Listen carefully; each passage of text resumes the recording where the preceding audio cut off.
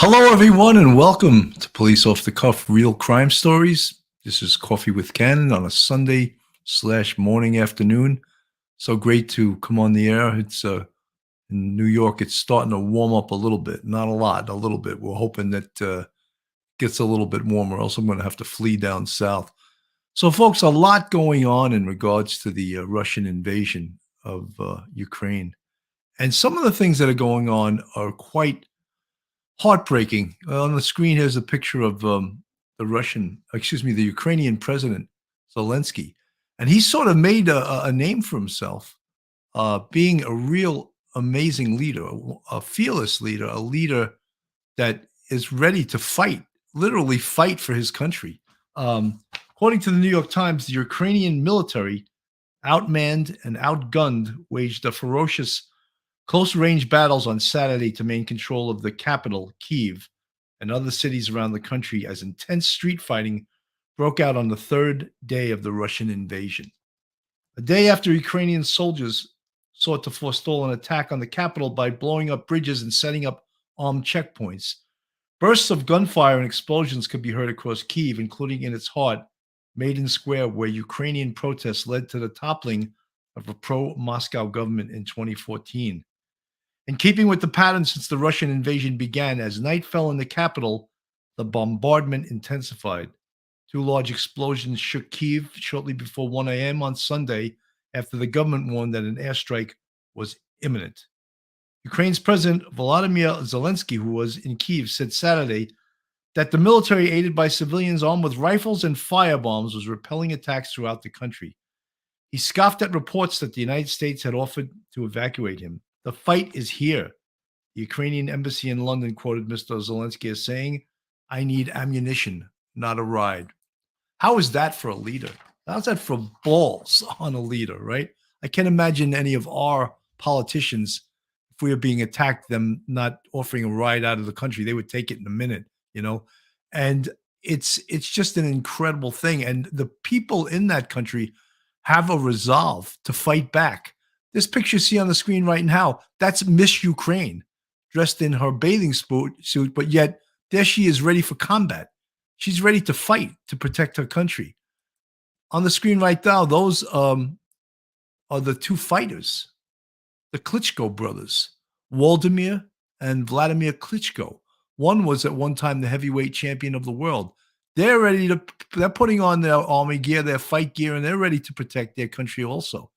So it's an amazing thing. That's Vladimir Klitschko right there you're looking at on the screen.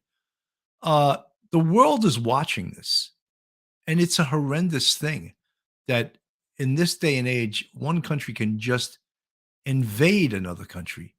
And the reasons that Milwaukee Civilian, how are you? As always, out of the box. Thanks for your perspective, Bill. Thank you, Milwaukee Civilian. Good to see you guys. All you guys that are joining me today on a Sunday, I appreciate you being here. This is Police Off the Cuff, Real Crime Stories, and I'm your host, Bill Cannon. If you're not subscribed to us, please go on our YouTube, hit that subscribe button, ring that bell, give us a thumbs up. And if you want to support us financially, you can go on our Patreon. We have 3 different levels, and you can see the folks in the green font in the chat. They're members of our YouTube family, where we have 5 levels that you can support us. I'm going to play a little bit of the news of the invasion of Ukraine. You could see that I'm going to put this on the screen. You could see it's no joke. And if you compare this to any of the things that have happened in our country, I don't think it fits, but the possibilities of this happening anywhere are there. In an invasion in which little escapes the invaded. This was a housing estate in the southeast of Kyiv, and the firefighters are battling the aftermath of a Russian cruise mishap. No one really knows why the Russians targeted Tower Block 7 on Pashti Street. It may have been a stray, and miraculously no one was killed. But this morning the survivors were less interested in the how and more in the why us. Что они створили, что они сделали с нашим домом? No one had the answer. Not the old lady on the 4th floor, oblivious to the fact that her balcony was on the verge of collapse. Not the woman next door on the 7th floor, busy shoveling glass out of her living room. All of them wondering what the point of the clear-up is when this is just day 2 of an invasion that could last weeks, while holding their capital city and their president to political ransom. Are you scared? Yeah. You're going to stay here or leave? Yeah. You're going to stay here? I live here, but I can't stay here now. Right. Where will you go? I don't know.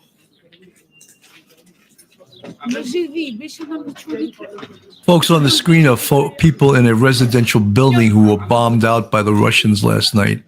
And their building is a mess, and they're talking about where they're going to go from here. Random as this piece and it's just heartbreaking to see this. You can imagine this, you know, in New York City. Thanks to a man who's accused Ukraine of being a nation of neo-Nazis and is waging war to make the point of a lie. Еще раз обращаюсь к военнослужащим вооруженных сил Украины. That's Не Vladimir позволяйте Putin неонацистам и on the screen. I'm going to remove him from the screen right now, folks. So there you have it. Just a horrendous invasion of their country. The people really don't know what to do. They don't know what's going to happen next. Can their government, can they stave off this attack by the Russians? And I don't know if, I know NATO and the United States is supporting them financially. I just read where Biden offered $375 million in aid, in military aid. It may be too late. I mean, they knew a month or 2 months ago that the Russians were going to be invading. And that would have been the time to hit them with sanctions. That would have been the time to offer military aid. That would have been the time for diplomacy. But it seems, and I know they were trying to negotiate with Russia not to invade, but when you surround the country with tanks, clearly your intentions, and tanks and troops, clearly your intention is to invade. But the Ukrainian people are tough. They're all putting on their army fatigues and they're fighting. They may not even be members of the armed forces, but they're going to fight to defend their country. On screen right now, you're seeing a married couple that just got married and they're picking up their rifles and they're going to defend their country. It's just an incredible, incredible thing. I'm going to pull up some more footage of what's going on in Ukraine. And you can see some of the photos, and it's just really heartbreaking to see a city like this. I'm going to put this on the screen right now. Actually, it's okay. Here we go.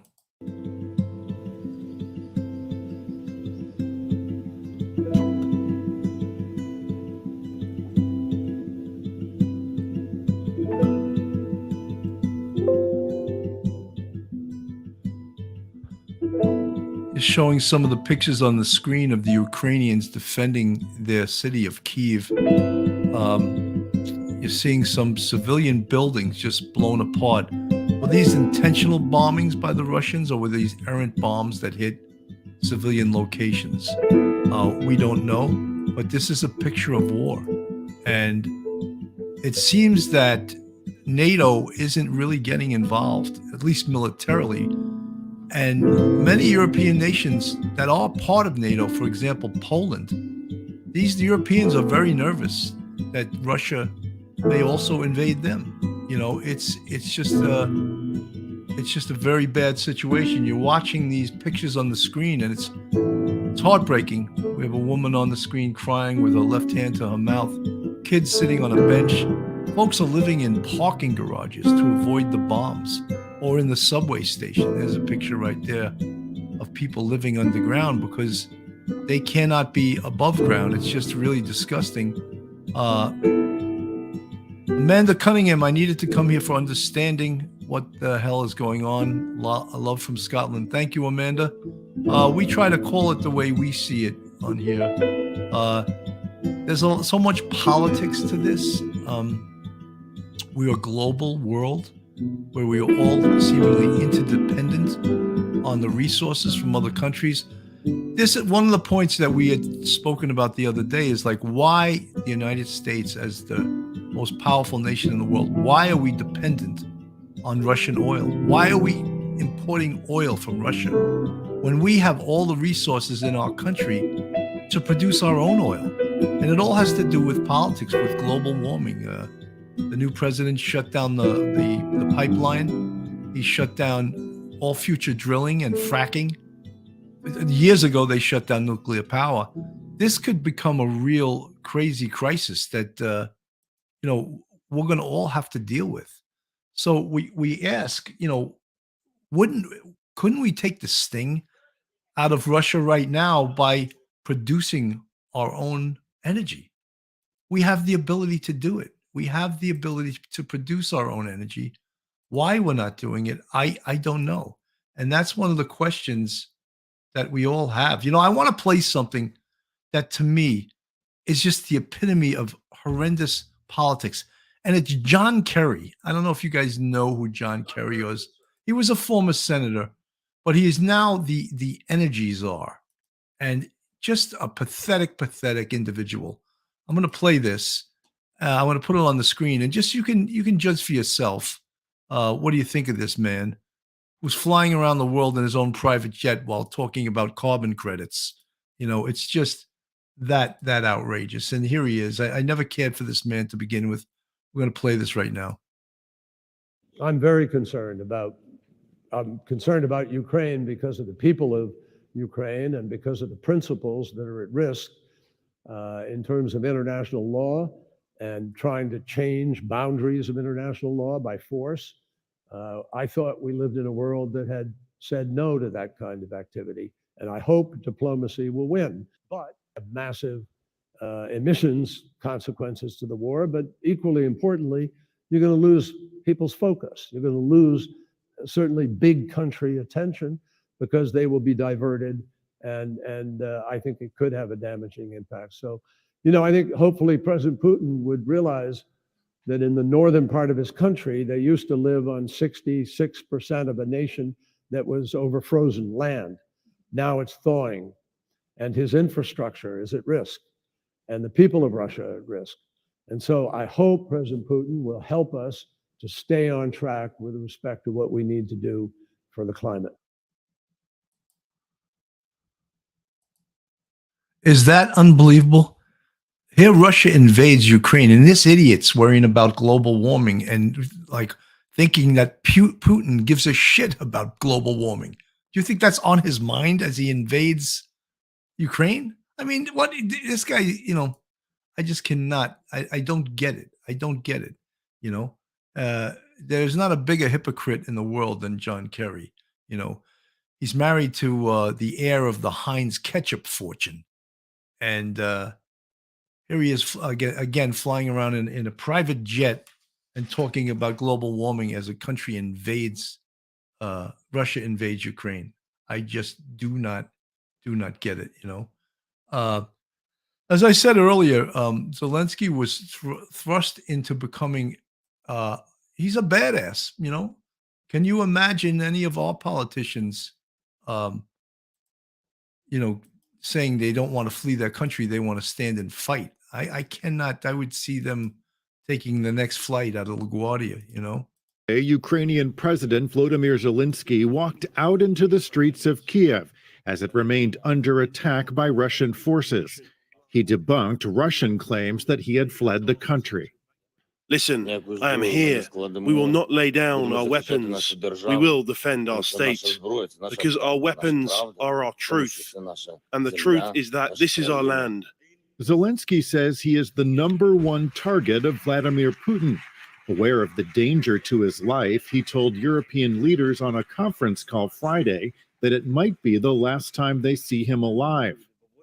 U.S. officials have offered to evacuate Zelensky from the country, but in comments reported by Ukraine's embassy in Britain, he refused, saying, "I need ammunition, not a ride." Zelensky is a former comedian and actor who played the role of president in a hit television series before becoming one in real life, elected in a landslide in 2019. As Vladimir Putin justifies his invasion as the denazification of Ukraine, Zelensky, who is Jewish, has pointed out that his grandfather fought against the Nazis in World War II and that he lost family members in the Holocaust.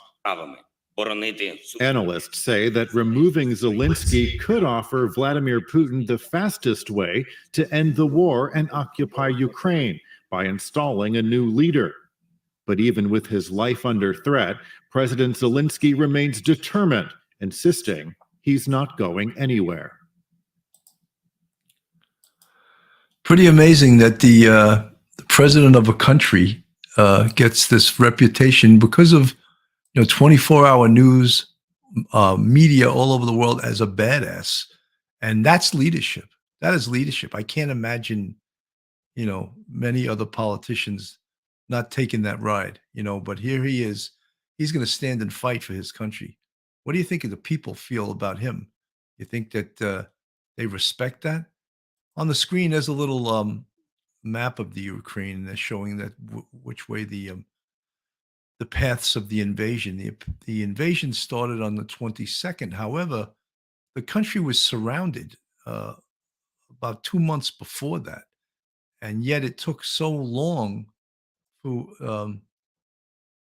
for them to take any kind of action, sanctions against them.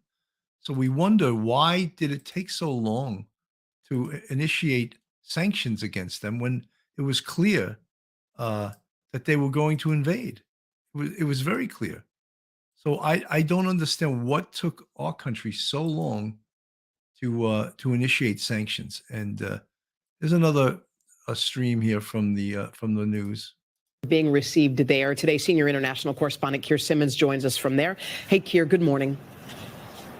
Hoda, good morning. President Putin made his televised announcement before 6 a.m. here in Moscow, but Russians woke up to find it playing on loop on Russian morning television and to find the value of their currency crashing. Hoda, there have been lines at banks of Russians trying to withdraw dollars from banks and people coming up to us on the street to tell us how upset they are. One man told us he supports President Putin. Many others told us they do not, including one woman who says her partner is Ukrainian and how frightened she is for him.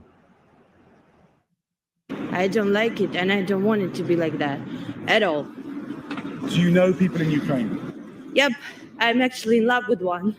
So I don't know what to say. It's a tragedy. I'm afraid that something will happen here, and I'm afraid of people who live in Ukraine. You're afraid for them? Yes. And President Putin has cancelled his public appearances. Today, we're told that he is meeting with oligarchs as Russia faces those huge sanctions threatened by the West, Savannah.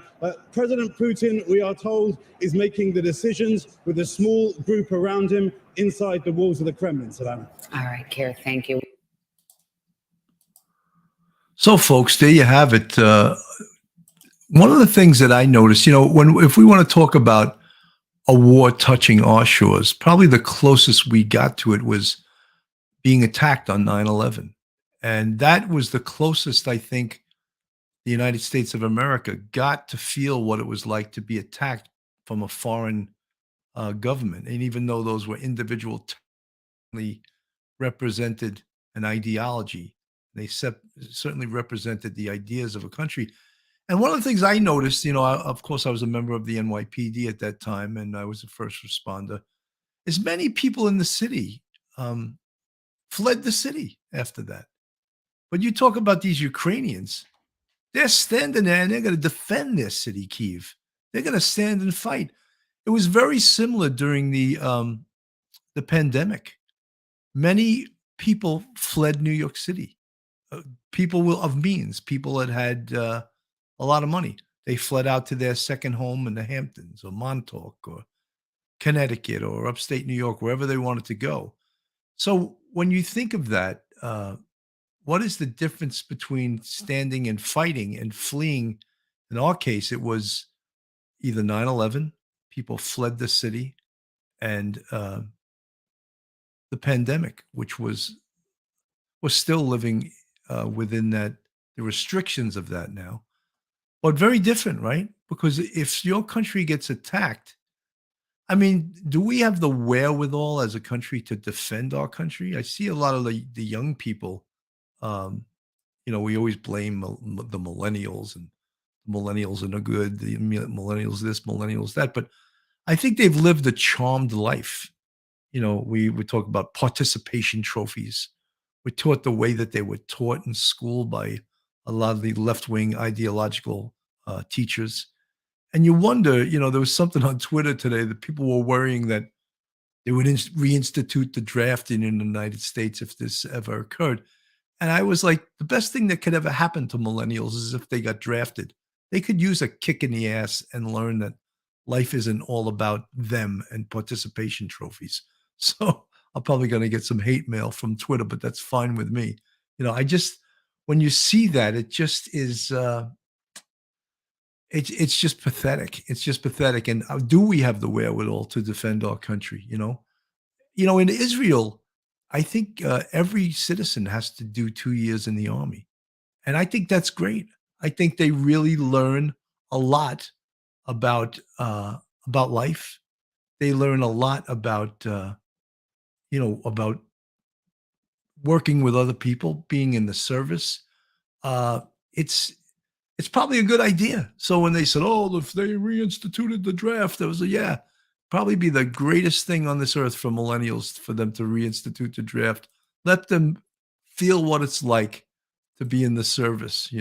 I think that would be great. And their families behind. A wartime city as Ukrainian soldiers brace for another Russian assault on the capital. U.S. defense officials say Russian leader Vladimir Putin is staging military forces about 20 miles outside Kyiv, though it's believed some Russian forces are disoriented, not anticipating the mission would be this difficult. Ukrainian President Zelensky standing his ground in central Kyiv. But we know we are defending our country, our land, and our children's futures. Ukrainian men and women heeding the call for help, taking up arms to fight against Russian troops. The Ukrainian military handing out 18,000 weapons to volunteers. Across the globe, protest calling on Russia to cease fire. This as the White House announces new sanctions against Russia. The U.S. joining the European Commission, France, Germany, Italy, the United Kingdom, and Canada in banning some Russian banks from the SWIFT global payments network. You have two options: start a third world war, go to war with Russia physically, or two, make sure that a country that acts so contrary to international law ends up paying a price for having done it. And the U.S. and other countries also reinforcing Ukrainian defense. Germany has dropped its historic position to not send lethal military aid to conflict zones and is now providing 1,000 anti-tank weapons and 500 Stinger missiles.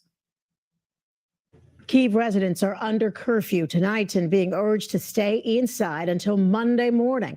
Other civilians are trying desperately to flee the country. They're facing traffic jams up to 40 hours long.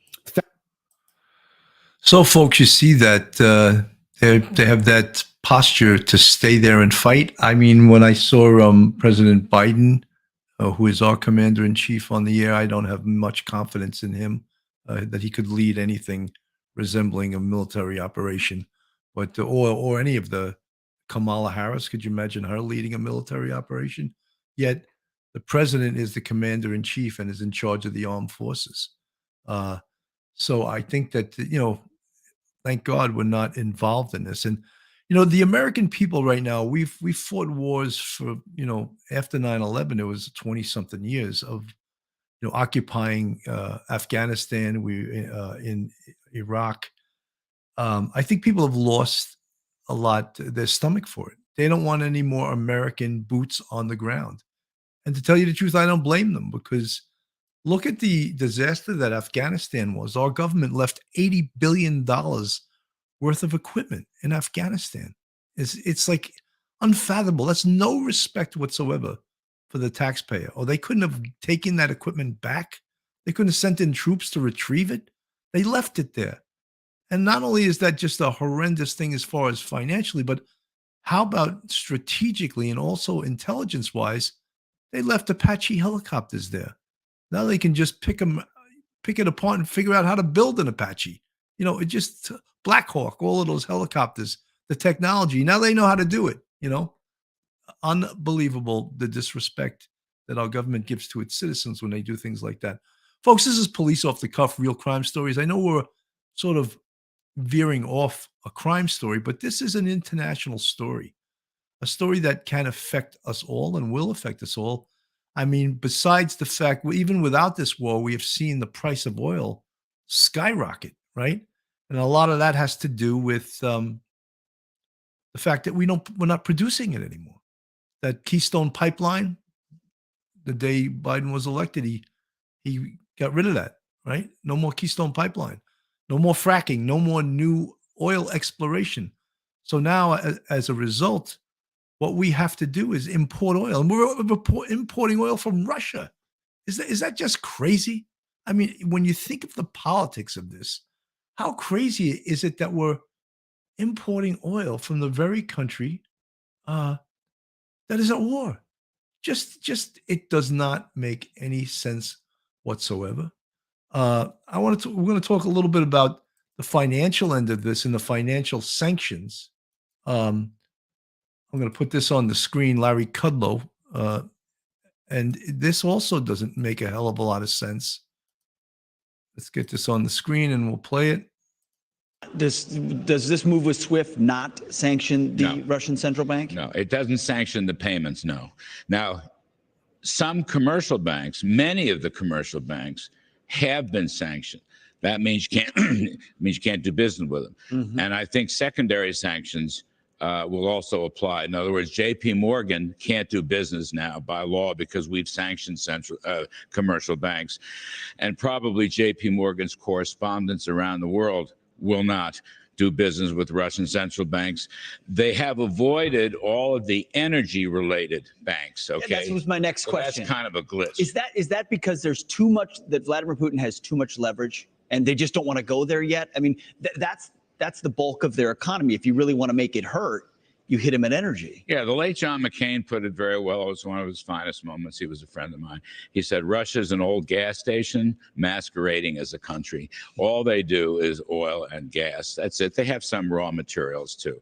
So the way to get at them is to open the spigots wide, okay, drill, pipeline, get the world oil price down. This is where Biden has made an enormous mistake and has handed Putin, you know, on a silver platter, a lot of financial power. I'll give you a little bit of history real fast.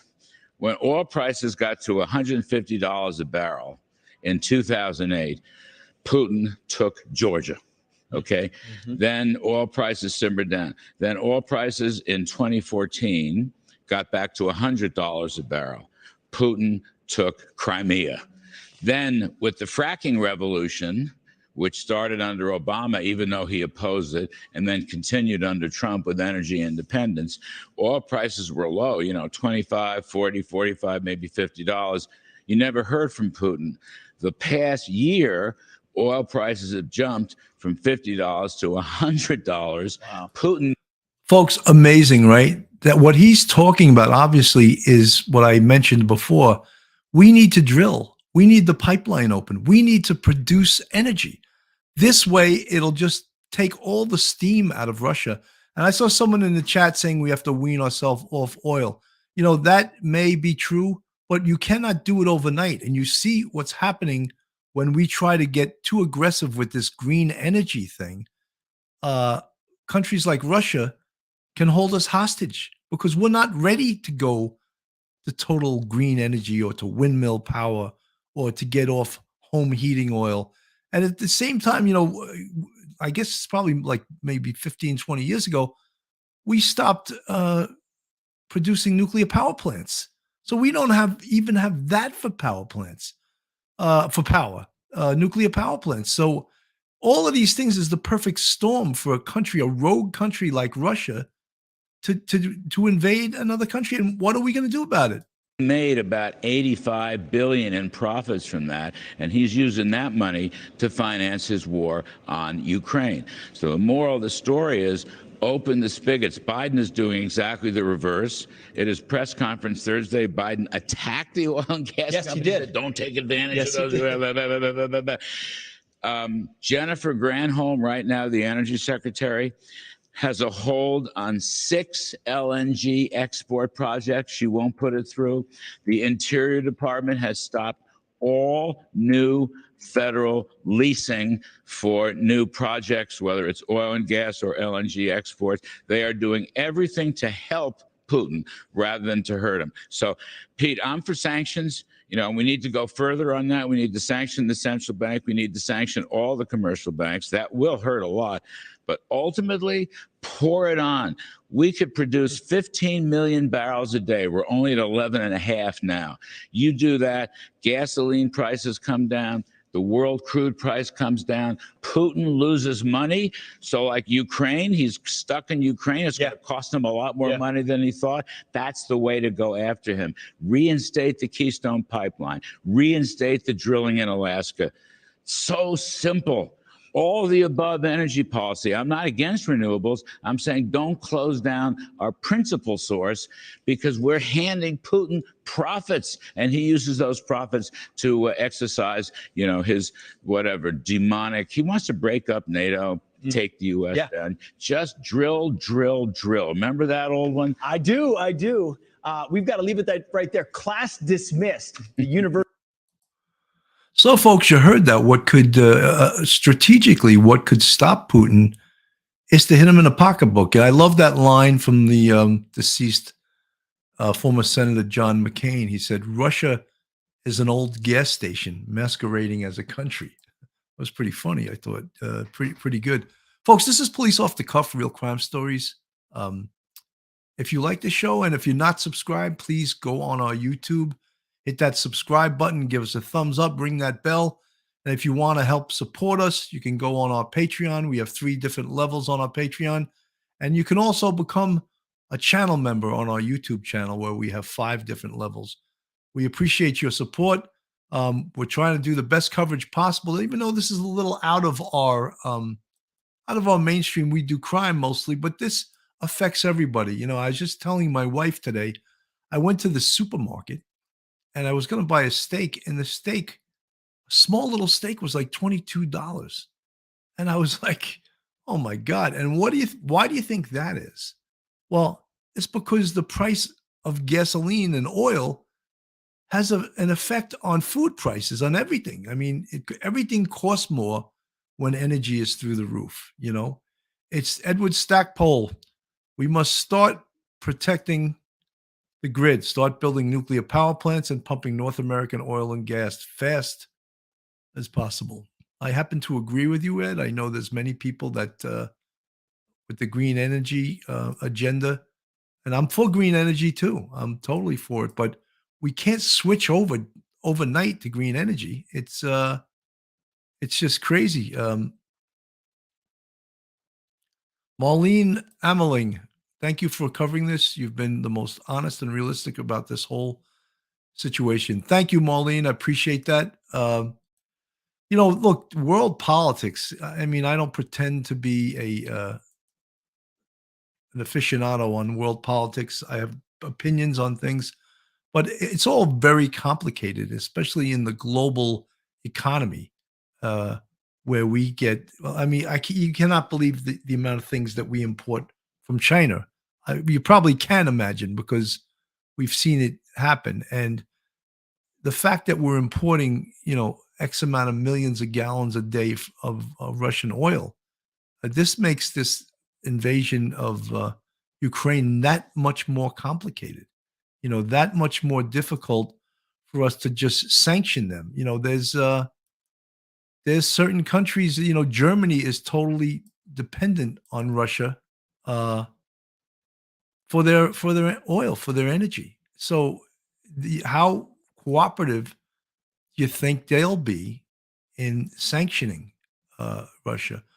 I mean, Putin to me seems like another Hitler or a Stalin. He's just is a bad guy former KGB agent. You know, he knows where the bodies are buried. I think he's trained in all kinds of dirty tricks, and I don't think he cares. I think he has that philosophy of to conquer.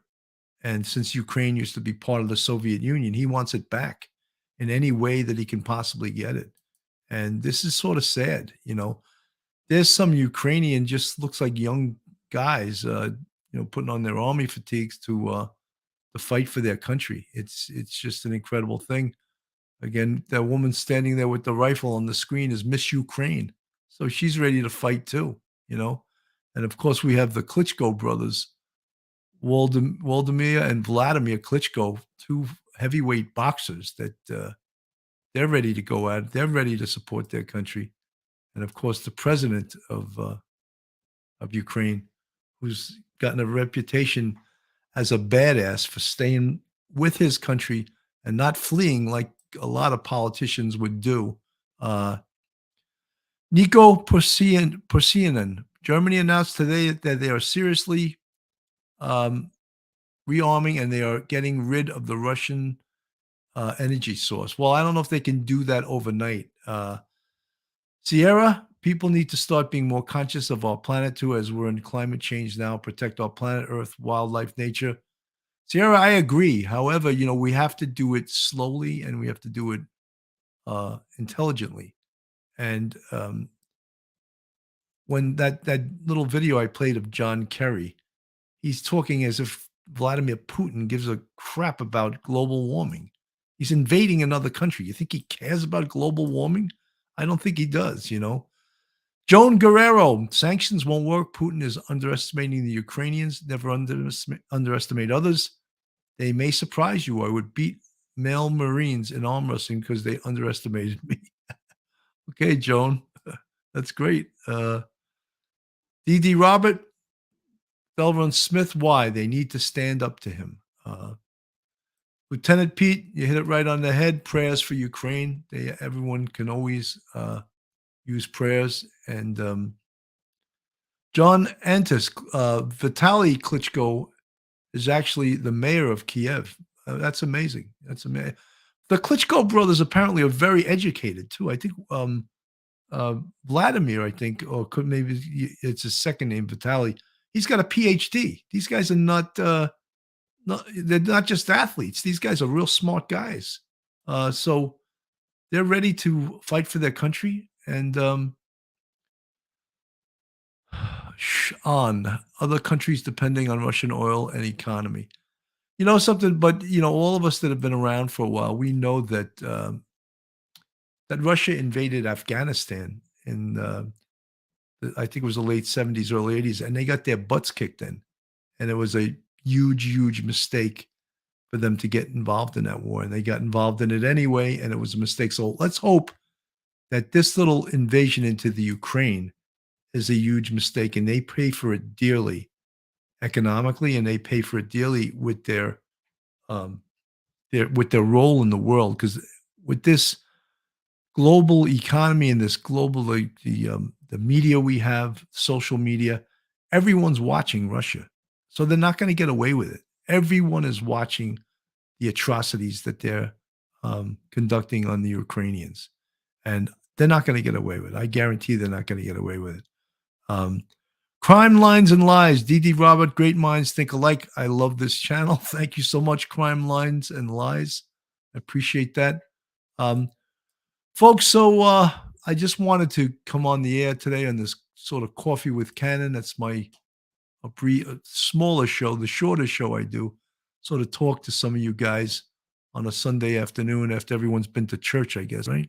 Has everyone been to church? I don't know. So I wanted just to talk about this because it is one of the biggest things that in the news right now. It is the top story in the news right now, and I think it's important to talk about it. DT number 58 driver, we need Trump back. Gary Pollock, Billy, great job on world events. Thank you so much. Appreciate you guys. So guys, this is Police Off the Cuff, Real Crime Stories, Coffee with Cannon. I want to thank you guys for tuning in today. Have a safe day, and I'm going to see you Tuesday night. I have a great show coming up Tuesday night with Ivy League Murders, the two women that produced that podcast. They're going to be on the show. So, guys, have a great day. One episode just ain't enough.